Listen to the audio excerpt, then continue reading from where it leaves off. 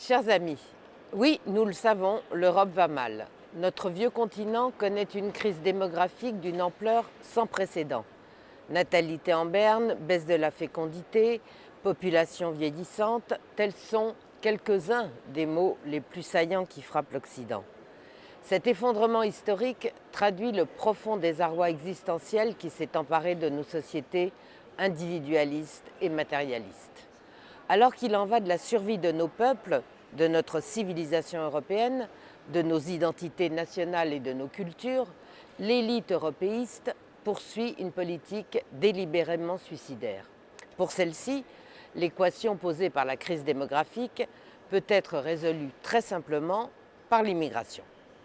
Les commissaires européens en charge de ces questions le disent de la manière la plus claire qui soit. Le président de la Commission, Jean-Claude Juncker, qui avait qualifié les frontières de pire invention de l'histoire, l'a affirmé. Sans des millions de migrants africains, l'Europe sera perdue. Le commissaire Avramopoulos est tout aussi catégorique. Les pays européens auront besoin dans un avenir proche de 6 millions de migrants.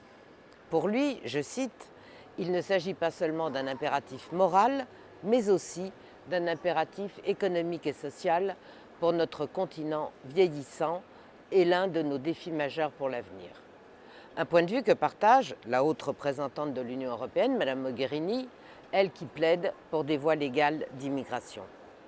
Les mêmes qui prônent l'immigration massive s'acharnent à déconstruire le socle de la famille et les politiques natalistes, accélérant ainsi le remplacement des peuples européens. Ironie tragique de l'histoire, cette substitution de peuplement se fait au nom du droit au regroupement familial dont Valéry Giscard d'Estaing reconnaît aujourd'hui qu'il fut sa plus grave erreur. Même certains climatologues du GIEC ou encore d'autres s'autoproclamant experts en climatologie, tels Pierre Larouturou, idéologue d'une gauche fédéraliste, nous l'assènent. Faites moins d'enfants afin de réduire l'empreinte carbone. Chers amis, contre les choix désastreux de la clique qui nous gouverne, il ne suffit pas de leur opposer une politique anti-immigration. Nous devons également leur rappeler que nos nations ne se redresseront qu'à condition qu'elles retrouvent le vrai sens de la famille et qu'elles en défendent les fondements.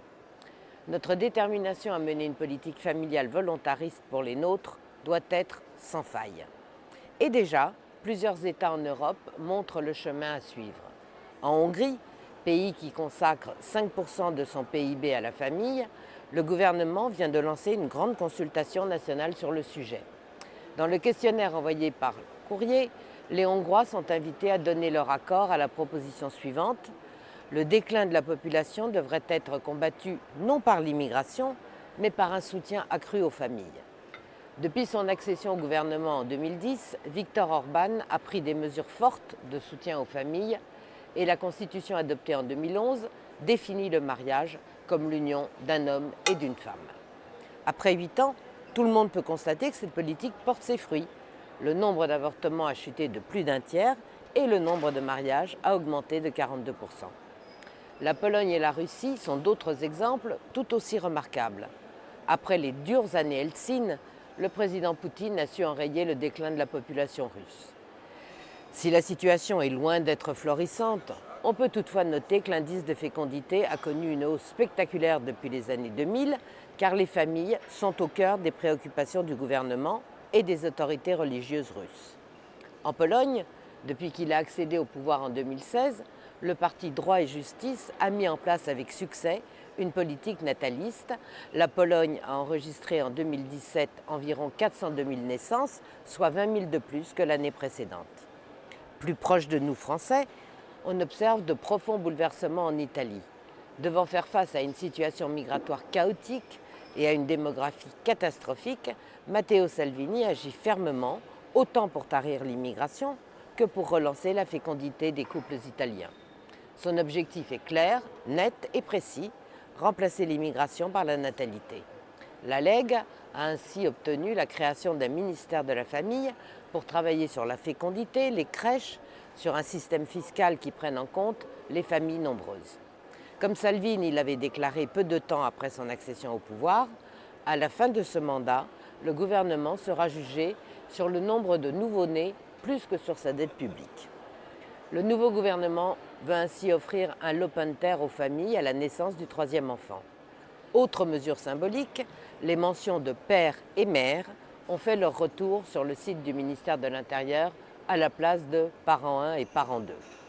Oui, il existe un clivage entre les nationaux et les pseudo-progressistes auxquels Emmanuel Macron s'identifie.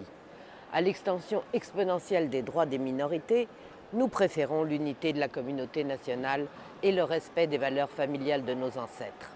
À ceux qui affirment qu'il faut arrêter de faire des enfants sous des prétextes fallacieux, nous pensons au contraire que les enfants sont notre avenir. Aux partisans de la théorie du genre, nous répondons que la femme et l'homme sont complémentaires. À ceux qui veulent établir un pacte onusien promouvant l'immigration, nous leur disons que le véritable droit de l'homme n'est pas d'immigrer, mais de pouvoir vivre dans sa patrie.